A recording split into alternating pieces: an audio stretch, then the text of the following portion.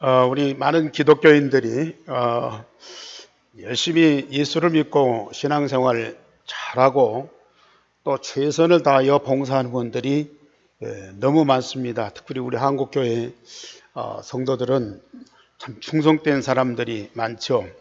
그런데 예수님이나 성삼위 하나님과 우리와의 관계가 중요해요. 그런데 우리 한국교회 성도들 대부분이 예수님이나 성삼위 하나님과 우리와의 관계가 종교적인 관계가 많아요. 종교적인 관계. 하나님은 전능하고 우리는 약하다. 예수님은 선하고 우리는 악하다. 하나님은 우리에게 복을 주시고 우리는 복을 받아야 된다. 우리는 죄를 많이 짓고 저주를 받으니까 여기에서 해방받기 위해서 구원받아야 된다. 거의 맞는 얘기죠. 그런데 성삼위 하나님과 우리와의 관계가 항상 이런 관계로 지속되면은 엄청난 문제가 생깁니다. 하나님과 우리와의 관계는 이런 종교적인 관계가 아니고 영적으로 가족적인 관계예요. 지난주에도 말씀드렸지만은 영적으로 가족적인 관계예요. 육신의 가족은 육신의 혈통으로 세상에 사는 동안 관계죠. 세상 떠나면 가족이 아니야. 세상 사는 동안 한 가족으로서 이 삶을 영위하는데 우리의 가족은 예수 그리스도의 보혈로 이루어진 영원한 관계입니다. 세상에서는 말할 것도 없고 세상 떠나도 하나님 나라에서 영원히 함께하는 영적인 가족의 관계거든요. 예수를 그리스도로 믿고 영접하면 하나님의 생명을 가진 하나님의 자녀가 됩니다. 예수님을 마음에 영접하는 순간 예수님이 내 안에 오시고 내 안에 계신 예수님이 그 생명을 내 안에 계신 예수님 그 생명을 우리에게도 똑같이 주셔서 그래서 우리가 하나님의 자녀가 돼요. 예수님이 본래 하나님의 독생자이시지만 우리에게는 양자의 영을 주어서 예수님을 영접하는 그 순간에 하나님의 자녀가 되는 권세를 주셨다. 요한복음 1장 12절에 말씀합니다. 그래서 그 순간부터 성부 하나님이 나의 아버지가 되는 거예요. 그 순간부터 나는 성삼위 하나님의 자녀가 되는 거예요. 그리스도의 십자가의 보혈로 구원받은 하나님의 자녀는 성삼위 하나님과 더불어서 함께 한 가족을 이루고 하나님의 나라의 시민권자가 되는 겁니다. 그래서 그 순간에 또 하나님의 나라가 우리에게 임하죠. 왜? 예수님이 우리 안에 계시고 성삼위 하나님이 우리의 아버지로 항상 함께하기 때문에 하나님의 나라는 따라오게 돼 있어요. 그래서 우리가 천국 시민권자가 되죠. 그래서 우리는 하나님 나라의 모든 것을 지금 마음껏 누리는 하나님 나라 백성입니다. 그러면 그냥 예수님하고 나하고 영적으로 함께하고 성삼위 하나님이 자녀들 우리와 그냥 함께하고 도와주고 이끌어주고 뭐 생각나게 하고 뭐 중요한 것을 주고 물론 그런 것들도 있겠지만은 더 중요한 것은 내 안에 살아계신 그리스도와 내가 하나의 공감대를 갖고 있어야 돼. 물론 같은 생명을 가졌기 때문에 같은 공감대가 이루어지지만은 같은 마음, 같은 뜻을 가지고 살아가야 되거든요. 성삼위 하나님과 우리와도 가족으로서 더불어 함께 살아갈 때에 뭔가 소통하면서 대화를 해야 되거든요. 물론 우리 하나님이 지금 이 자리에서 예배를 받으시고 여러분들은 찬양도 하고 기도도 하고 하나님과 함께하고 소통을 하고 있어요. 그런데 과연 예수님과 내가 진정한 마음과 뜻이 다 하나가 되어서 소통이 되고 있느냐 그 말이에요. 성삼위 하나님과 내가 이렇게 함께 예배하고 말씀 듣고 서로 기도하고 그러지만은 진짜 하나님의 뜻과 나의 뜻이 딱 하나가 돼서 함께가 되고 있느냐.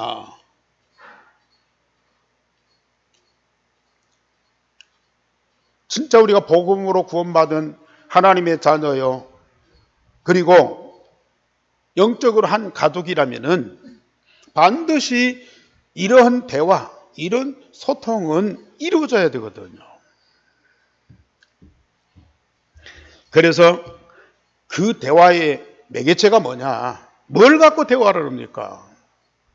물론 우리 성도들이 하루 일과를 마치고 저녁에 잠자면서 하나님 오늘 아침에 일어나서 뭔 일이 있었고 직장에 가서 어떻게 생활하고 또 누가 참 만나서 서로 대화를 나누면서 깊은 교제를 가지고 또 어떤 일이 있었는데 하나님 은혜로 잘 해결되고 너무 좋았어요. 감사합니다. 물론 대화죠. 일방적인 대화예요, 그것은요. 그 다음날도 또 그렇고 그 다음날도 또 그렇고 또 뭔 일이 있으면 하나님 내가 이런 일이 있는데 하나님 도와주세요.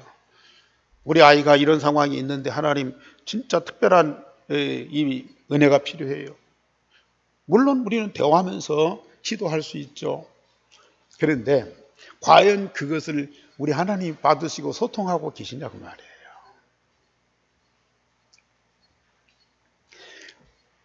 성삼위 하나님과 하나님 자녀된 우리가 날마다 24시간 함께하면서 진짜 대화하고 소통해야 되는데 그 방법은 뭐냐?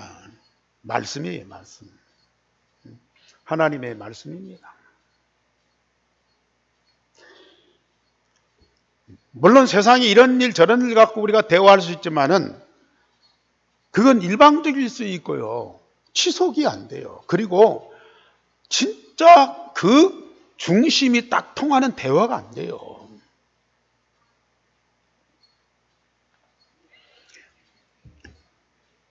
하나님과 우리와의 진정한 관계는 성령으로 하나 되고 함께하는 관계고 하나님의 말씀으로 소통하면서 대화하는 관계예요. 이게 복음입니다. 그걸 위해서 우리 하나님이 독생자이신 예수님을 세상에 보내셨어요. 십자가 부활을 통해서 우리의 근본 문제를 완전히 해결하고 우리를 그 모든 문제에서 해방과 자유를 얻게 하실 뿐만 아니라 성령으로 우리 안에 계셔서 하나님의 생명을 가지고 하나님 아버지와 모든 것을 영원히 함께하는 본질을 만들어 주셨어요. 그냥 어쩌다 만나가지고 나 하나님 잘 믿어요. 나 예수님 잘 알아요. 그러니까 하나님과 함께 합시다. 그걸 갖고는 안 된다는 얘기예요. 본질, 인간의 본질이 근본적으로 바꿔져야 돼요. 그러지 않고는 절대로 하나님과 함께가 안 되고 본질이 바뀌어졌는데 우리는 진짜 하나님과 우리가 소통하기 위해서는 이 하나님의 말씀이 매개가 되어서 말씀을 통해서 대화가 되어야 된다고 말해요. 그래서 하나님이 오늘 또 여러분들에게 말씀을 주고 계시는 거예요. 말씀을 일방적으로 듣고 아멘하고 끝나버려요. 물론 그 여운은 남겠죠. 그러나 진정한 응답은 안 되는 거예요. 우리가 말씀을 듣고 그렇구나 하고 깨닫고 가는 것도 대단한 것이지만은 이 말씀은 반드시 성취되고 우리가 응답을 받아야 이게 하나님의 말씀이야. 하나님의 말씀이 여기만 있으면 안 된다니까요. 하나님의 말씀이 이 강단에만 있으면 안 된다니까요. 이 하나님의 말씀은 내 마음과 몸과 영과 혼과 관절 골수 속에서 살아서 능력으로 역사해야 돼요. 히브리 4장 12절의 말씀. 이 말씀은 내 영, 혼, 관절, 골수, 마음과 생각 속에서 하나님의 생명과 하나님의 능력으로 역사해야 이게 하나님의 말씀이야. 그럼 어떻게 해야 되느냐? 받은 말씀 우리가 다 기억할 수는 없잖아요. 다 이해할 수는 없잖아요. 그러니까 이 말씀을 가지고 가서 하루에 한 번이라도, 하루에 5분 내지 10분이라도 마음에 담고 깊이 묵상을 해보시라. 그러면 이 말씀이 내 안에서 살아서 내 마음, 몸, 영, 혼, 관절, 골수 속에서 역사하게 돼요. 그게 응답이요. 그 받은 응답과 말씀을 가지고 하나님 앞에 뭐예요? 기도하는 거예요. 기도. 받은 말씀을 가지고 하나님께 기도할 때 그때 하나님과 우리가 딱 소통이 되고 함께가 됩니다. 여러분들, 이것이 되어졌을 때 하나님은 전능하시고 우리는 약하고, 예수님은 선하시고 우리는 이 악하고,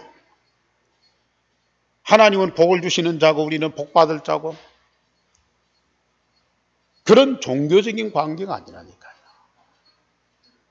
성삼위 하나님과 성령으로 하나 되어서 함께할 뿐만 아니라 하나님의 말씀으로 다 소통이 됩니다.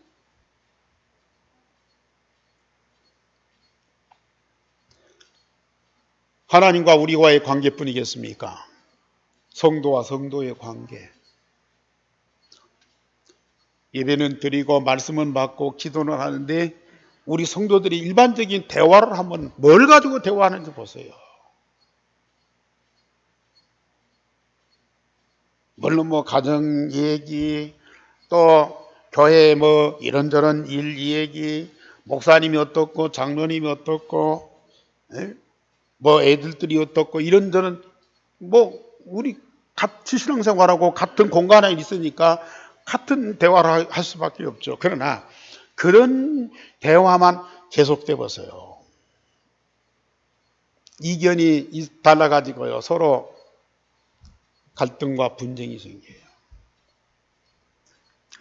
많은 분들이 우리 교회는 소통을 해야 된다. 목사님이 어떤 생각 갖고 있는 거, 또 당회가 뭘 하고, 또 성도들이 어떻고 서로 알고 이 마음을 열어서 같이 대화하고 그래야 교회가 문제가 없고 잡음이 없고 잘 나가는 거 아니냐. 맞는 얘기죠. 그런데 우리가 교제하고 대화하고 또 회의하고 필요해요. 그런데 그것만 갖고는 절대로 진정한 대화가 안 돼요. 진정한 소통이 안 돼요. 대화를 해도 그렇고 회의를 해도 그렇고 뭘 갖고요? 복음과 하나님의 말씀을 갖고 대화해야 진정한 소통이 되는 거예요. 그래서 예루살렘 교회가 사도행전 2장 42절에 보면은 사도의 가르침을 받고 떡을 떼며 교제하며 기도하기를 힘쓰니라 그랬거든요. 교회가 모이면 그날 사도가 어떤 말씀을 강론했느냐. 그 말씀을 가지고 떡을 떼면서 교제, 음식을 나누면서 서로 포럼을 하는 거예요. 대화를 하는 거예요. 말씀을 가지고 서로 대화하고 포럼하는 거야. 그리고 그 말씀을 붙잡고 서로 기도하는 거예요. 그랬더니 예루살렘 교회가요, 3,000명 모이는데 다 하나로 모여요. 지금 우리 교회가 그런 과정 속에 있어요. 우리 성도님들 예배 마치면 물론 바쁘니까 갈 수도 있어요. 그러나 진짜 이 받은 말씀을 가지고 포럼하죠. 물론 집에 가서 마음에 담고 묵상도 하지만 포럼하죠. 이 말씀이 반드시 성취되고 응답이 되어야 그게 복이요. 말씀대로 되어지는 그 자체가 복이요. 내가 원하는 것이 잘 되는 것이 복이 아니야. 내가 목표한 것이 달성한 그게 복이 아니야. 그것이 우리에게 나중에 더 큰 짐이 될 수 있어요. 우리 인생의 걸림돌이 될 수가 있어요. 그런데 하나님의 말씀이 성취되는 응답을 받아와요. 아까 말씀드린 대로 이 말씀이 우리 영혼, 관절, 골수, 마음과 생각을 치유하면서 나를 날마다 새롭게 재창조해서 정상의 서밋으로 다 이르게 하죠.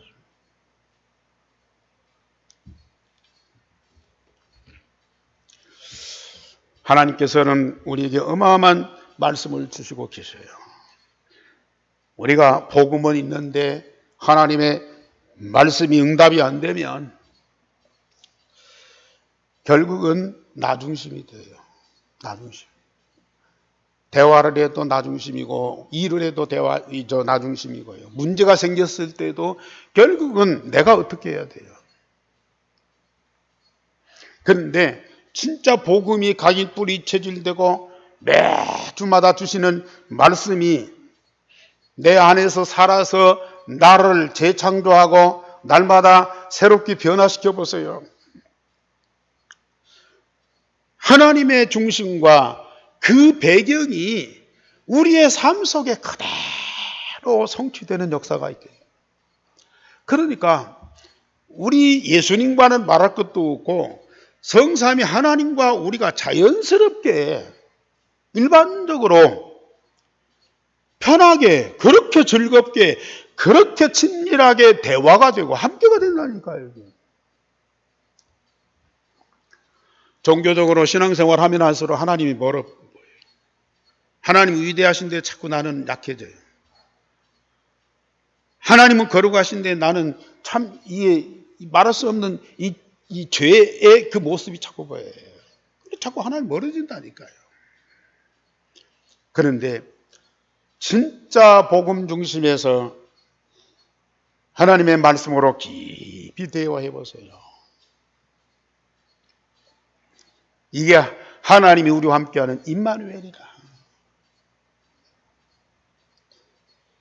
모든 사람들과도 더불어서 대화하지만은 하나님과 영적으로 이 대화하고 소통하고 교통하는 그게 얼마나 그 행복한 시간인지. 하나님이 저 위에 높이 계신 것이 아니고 내 안에 나와 항상 함께 하신다고 말해요. 이것이 교회 생활에서 뿐만 아니라 말씀 응답받고 하나님과 이런 관계 속에서 가정생활을 이루었어요. 불신자도 있고 뭐 여러 가지 많은 일들이 있어요. 그런데 그런 상황에 복음과 하나님 말씀만이 답이요. 우리 복음 가진 전도자는 가정에서부터 답을 갖고 답을 주는 자가 돼야 돼요. 서로 싸우면 안 돼요. 내가 맞다고 막 우길 필요도 없어요. 그냥 답을 갖고 기도하고 있으면 돼요. 직장에서도 마찬가지고 동네에서도 우리와 전혀 안 맞는 사람이요. 본질상 맞을 수가 없어요. 그런데 진짜 복음과 하나님의 말씀 갖고 그 현장에서 평안을 누리고 기쁨을 가지고 영적인 힘으로 더불어서 함께 해보시라니까요. 저 사람이 나에게 욕을 하고 비판해도 우리 마음속에서는 뭐가 있어요? 저를 사랑하는 마음이 있어요. 저를 위해 기도하는 마음이 있어요.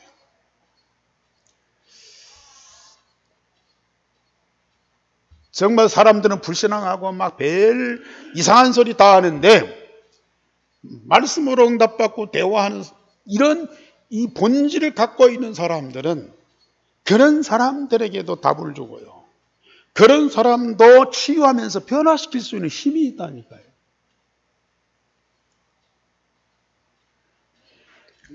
복음 전하는 사람들도 그래요.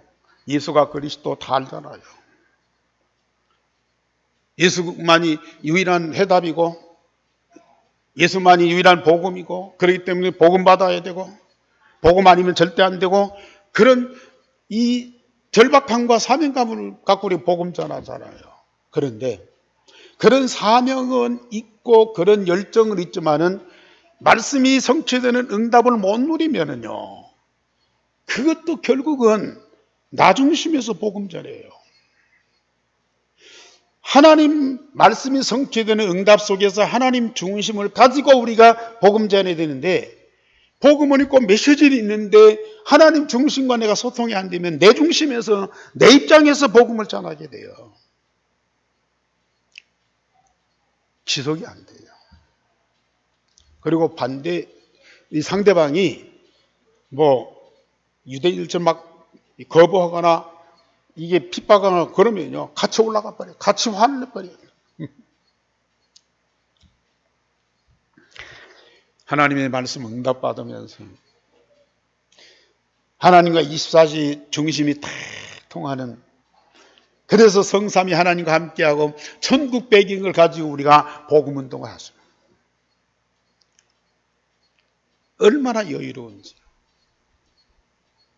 오히려 핍박을 하고 욕을 먹어도 감사하고 기뻐하다니. 그래서 오늘 바울이 복음 전하면서 중요한 말씀을 했어요. 그냥 열심히 복음 전하는 것이 아니고 제목 다 같이 시작. 말씀에 붙잡혀 예수는 그리스도라 밝히 증언하니. 말씀에 붙잡혀. 말씀 응답 받아보세요. 내 생각, 내 소견, 내 입장, 내 거요. 싹 사라져버려요. 하나님의 중심이, 하나님의 그 뜻이, 하나님의 절대 목표와 절대 계획이 내게 딱 담아지고요. 그것이 이 메시지를 통해서 나간다고 말해요.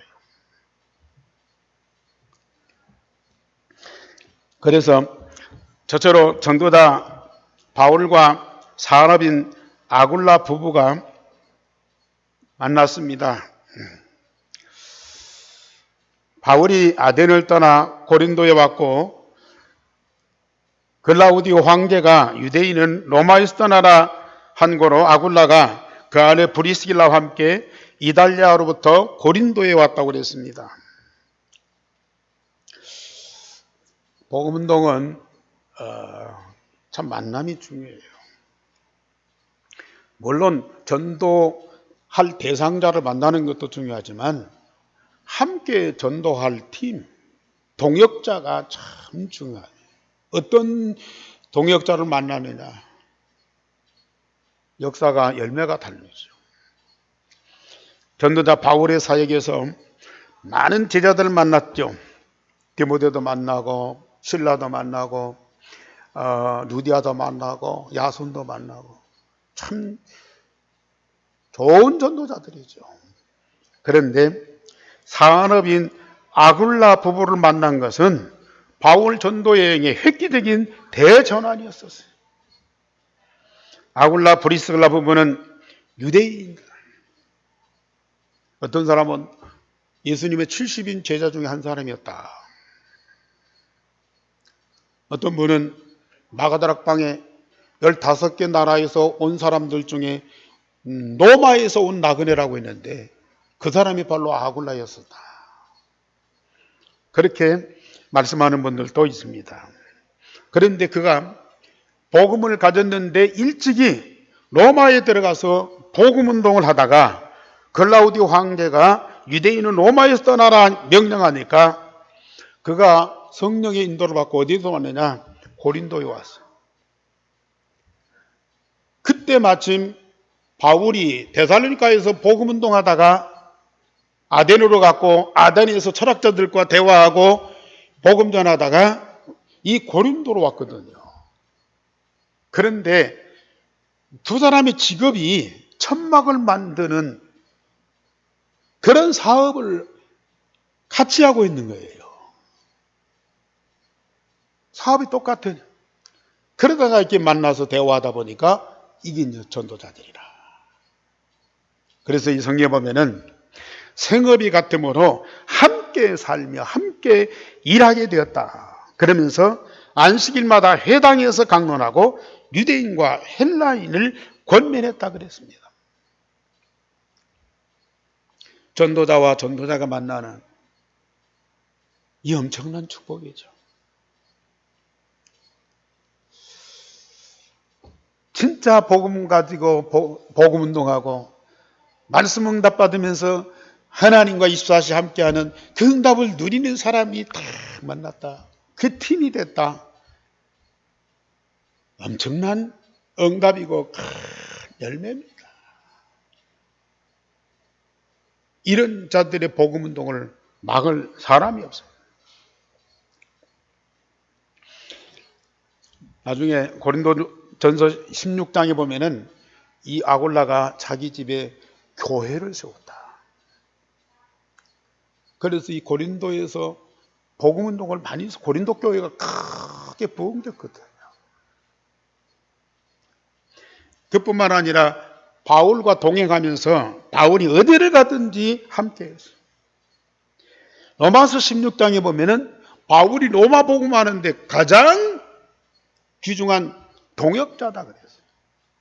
나의 동역자다. 나를 위해서 눈이라도 빼어주려고 했다.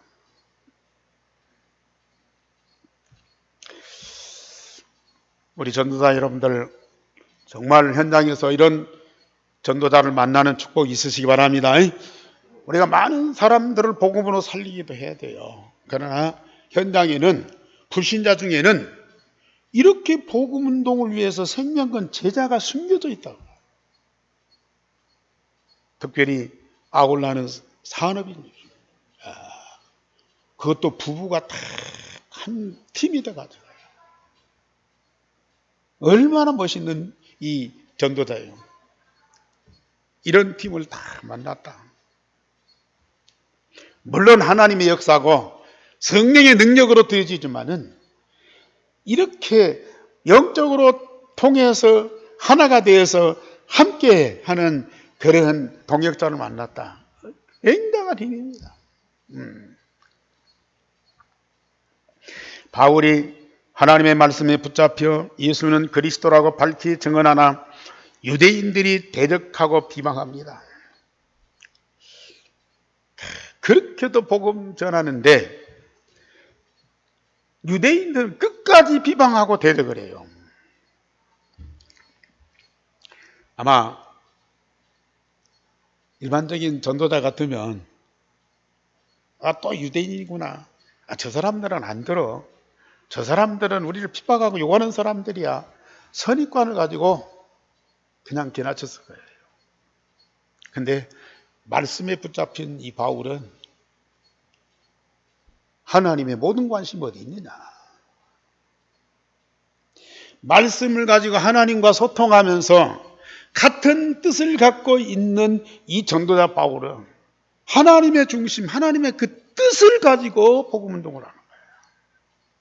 자기 입장에서 자기 소견대로 자기 주관을 가지고 복음 운동하는 것이 아니고 하나님의 중심 가지고 복음 운동하는 거예요.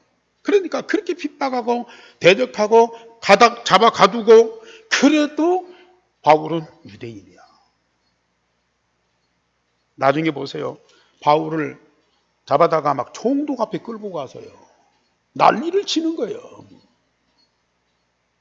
그래도 말씀에 붙잡힌 이 바울은 그들에게 또 복음 전하는 거예요. 우리 한교회도 지금까지도 유대인들은 예수를 거부하고 있어요. 오신 메시아가 아니고 오실 메시아를 지금도 기다리고 있어요. 그 사람들은 예수를 거부하고 신약 성경을 안 믿잖아요. 구약 성경만 갖고 신앙생활하고 있잖아요. 언제까지? 물론 지금도 이스라엘 땅에 믿는 사람이 있어요. 극소수예요. 전 세계에 흩어진 유대인들 중에 믿는 기독교인들이 있어요. 극소수예요. 거의 그 사람들은 지금도 유대교예요. 각 지역에 회당을 만들어 놓고 로지를 만들어 놓고 유대인들이요. 꼭 금요일날 토요일날 모여서 안식일 이 예배를 드리잖아요. 세상 종말까지 그들은 안 돌아옵니다. 그런데 세상 종말이 되면 맨 마지막에 유대인이 복음을 받겠다고 마태복음 24장에 예수님 직접 말씀하셨잖아요. 로마서 11장에 바울 사도가 또 말씀했잖아요. 우리는 그걸 보는 겁니다. 그 이전에 전주, 그 이전에 우리가 맡고 있는 오세아니아, 저 유대인 이전에 모슬렘이 먼저 복음을 받아요. 저 모슬렘이 얼마나 악랄합니까? 믿는 사람 자기 가족이라도 죽이잖아요. 알라신을 거부했다 이거죠. 그런 악독한 사람들도 복음 받는 날이 온다니까요. 그게 하나님의 절대적인 뜻이에요. 천국 복음이 모든 족속에게 전파되리니 그제야 끝이 오리라. 저 모슬렘뿐만 아니라 유대인까지도 복음 듣고 구원받을 그날이 와야 세상 종말이 오고 예수님이 재림하시는 거야. 우리는 그 시간표를 보고 있습니다.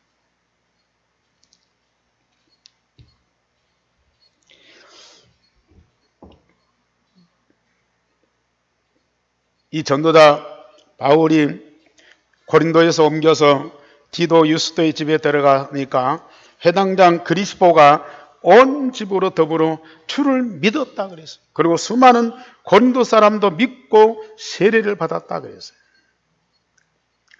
유대인 중에도요, 이 회당장 유스도 같은 사람이 있다니까요. 그러니까 우리는 핍박을 받으면서 고통을 느끼면서라도 복음 전하는 이유가 뭐예요? 생명 살리는 거예요. 왜 여자들이 해산의 고통을 감당을 하고 그걸 당연시 하느냐? 생명 얻는 기쁨이 있기 때문에 그래요.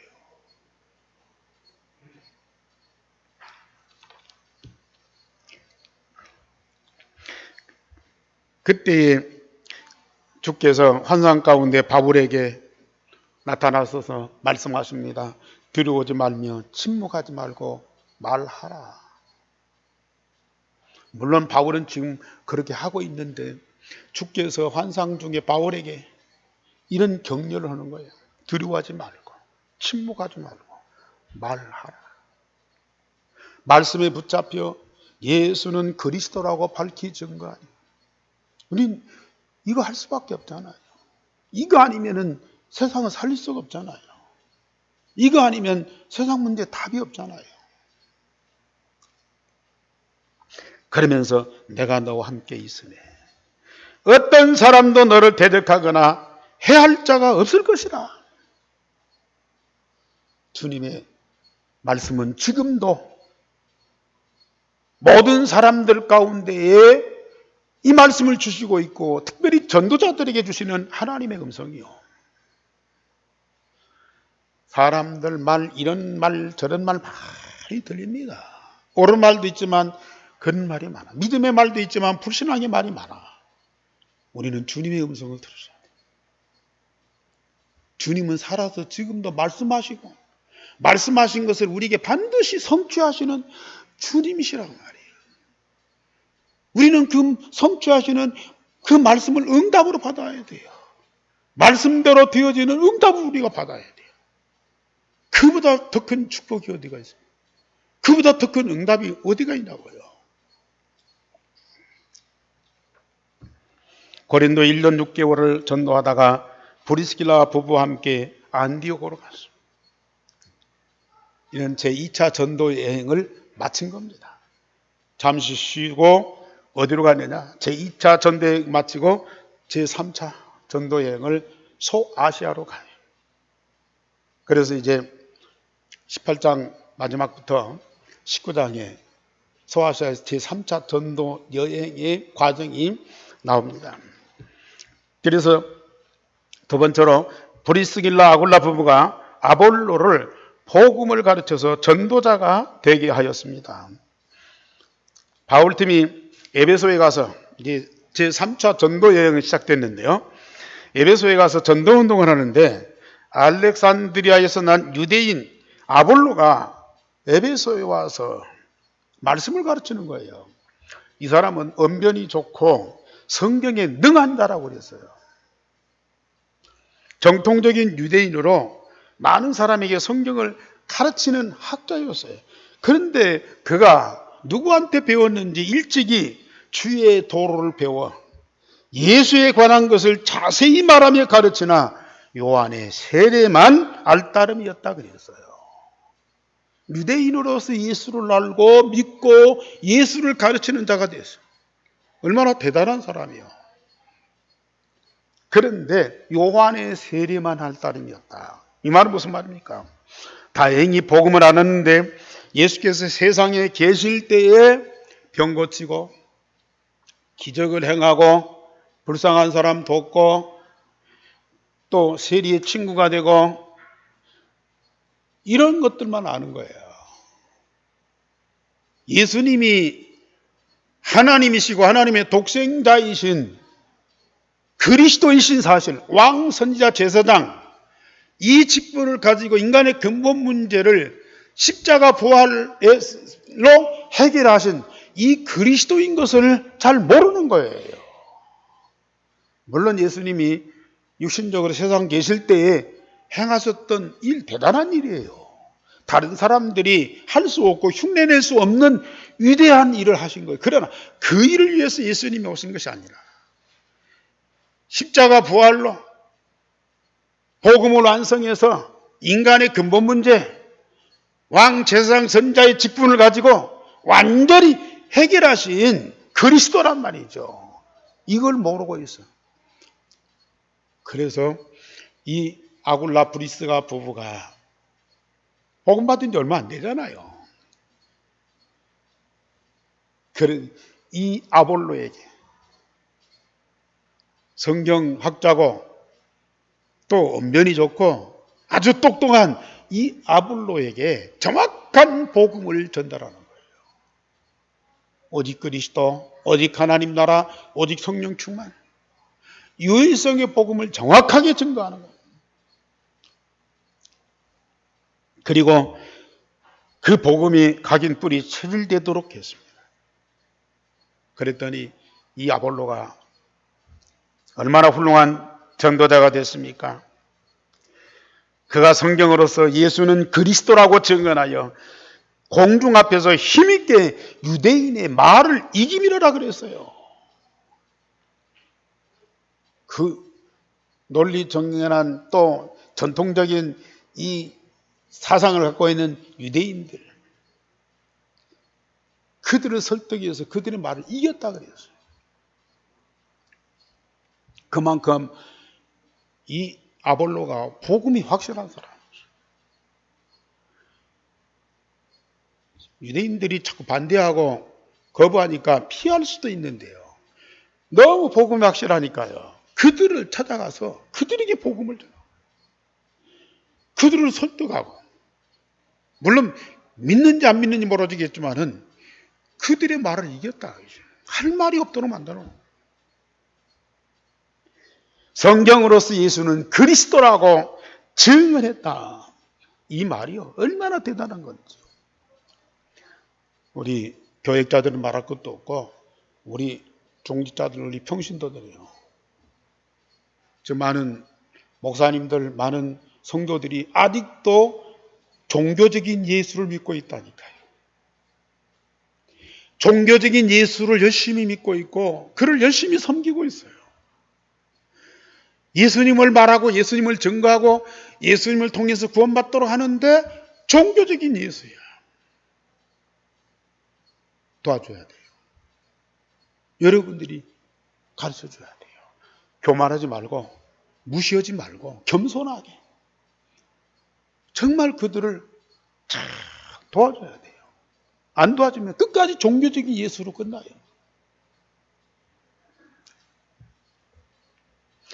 결론적으로 말씀드립니다.